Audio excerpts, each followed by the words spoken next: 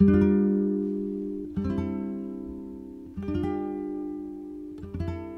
ventured on a monumental cross-country journey in 2016 called Wide Open. It was truly a pivotal time that would lead me to a progressive, radical transformation in my being in late 2017. Soon after, I sensed I was being called by Yah to go north.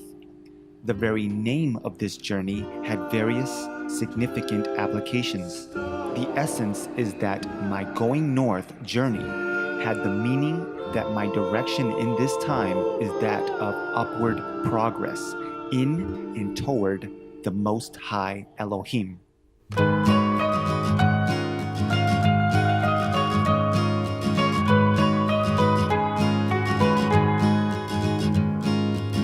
My brother, where do you intend to go tonight? I heard that you missed your connecting flight to the Blue Ridge Mountain over near Tennessee.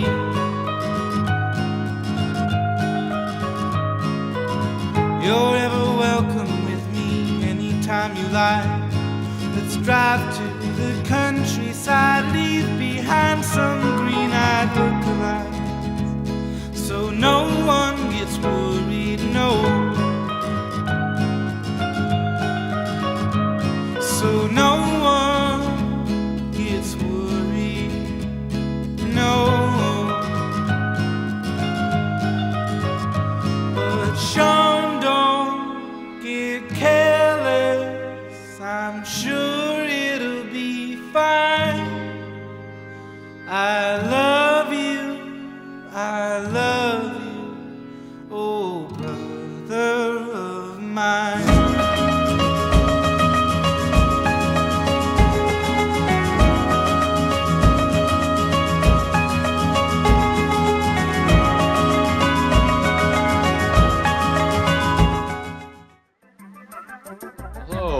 My name is Gideon, and I'm an Airbnb host here in Adrian, Michigan, and I've lived here for about 20 years. And it's a small town, and my wife and I have now lived at our place nearby here for about 4 years, and it's a nice quiet place that we enjoy. My name's John, and I happened to wander onto the beach today to look for agates. And I run across this gentleman here, up from Florida, enjoying our wonderful area. I find it really interesting that he come up here to look at the northern lights because they are just wonderful. If I was him, though, I think I'd be looking for agates too. Agates in the daytime, northern lights at night. I was coming up here, I stopped down the beach and found a beautiful agate down there. If I had it in my pocket, I'd show you. And I also seen a little bear coming here about 10 miles from here. Looked like he was kind of lost. His mother probably just kicked him out of the neighborhood.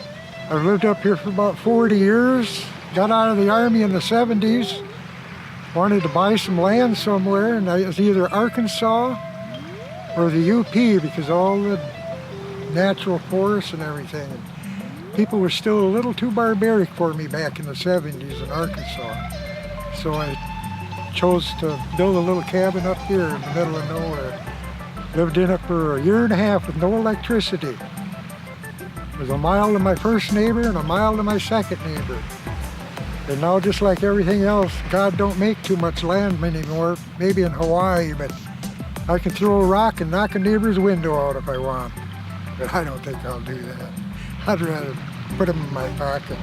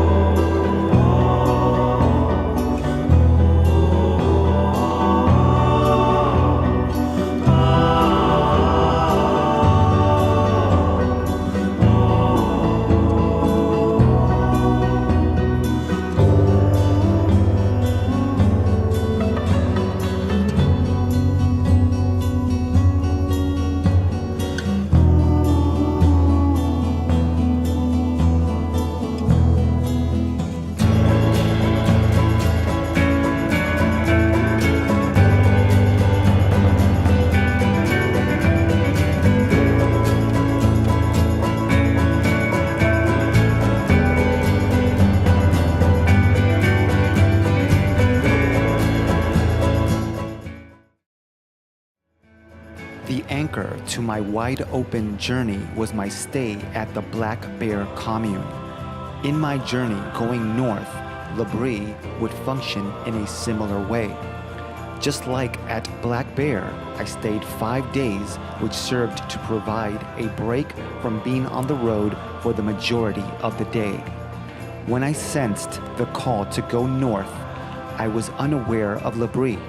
Yet, the significance of going north would not have been truly realized without the experience with the place and people at L'Abri. I'm just taking video right now. Hey, Coco. Hey, puppy. Hello, my little boy. Coco. Hey, Coco. Hey, Coco. Hey, Coco. Hello, puppy. So Dionys has persuaded me to do this, which I don't normally do. The last time a professional photographer wanted to take my photograph, she put me next to a tree. And after 10 minutes, she said I was more wooden than a tree. So I normally avoid these things, but he has been very persuasive. My name is Jock McGregor. This is my wife, Alison.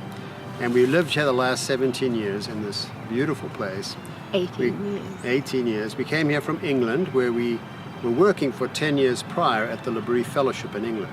And where we are here is in Rochester, Minnesota, at the L'Abri branch here in Rochester. And L'Abri is a French word. It means the shelter. And what we do very simply is offer a place of shelter for many different folk who come through and spend some time with us. We live in community, and one of the ways I describe L'Abri is that it's a place where we offer space. Life can be so hectic. We have important questions, things we're wrestling with, that we put on the back burner and never get to. So we offer the opportunity to come for a day, a couple of days, a couple of weeks. Some people stay for months. Whatever time you have, come and get some space, and cared for with your meals, a community rhythm of life. And in that context, we want to give you the opportunity to think through, to work through in discussion the bigger questions of life. We believe as Christians that God is working in everyone's life. And we're just here to provide a context where that can continue. We have Christians and non-Christians coming. It's an open kind of community, a very healthy rhythm of life. And we have a beautiful spot here. You want to say something about where we are, Wilson? Well, we're here in Rochester, Minnesota, just 10 minutes from the Mayo Clinic. We live in suburban neighborhood, but we have 9 acres on top of a hill. And we're surrounded by trees, so nobody actually really knows that we're here. So it's a great place to get away, to get to taste nature. We've got deer all around us. We've got all sorts of wildlife. This is not a deer, this is a dog. This is our Springer Spaniel, Coco. So yeah, it's a place where you can feel sheltered, but if you need to, you can just walk downtown. There's lots of amenities in Rochester, so it's a little hidden gem on top of a hill.